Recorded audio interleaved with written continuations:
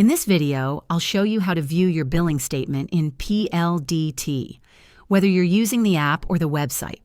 It's a quick and easy process, perfect if you want to check your usage, track expenses, or prepare to pay your bill. First, open the PLDT Home app on your phone. If you haven't downloaded it yet, just search for PLDT Home in your App Store and log in with your account. Once inside, go to the Account section or look for something that says Billing or My Bills.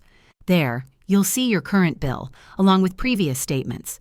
Just tap on the bill you want to view and it will show you a detailed breakdown, from monthly rent, internet usage, to any additional charges. If you're using a computer, go to home.pldthome.com.ph, log into your account, and click on the Billing tab. You'll find the same clear view of your bills here too. You can even download or print your statement if you need a copy for your records. And that's it.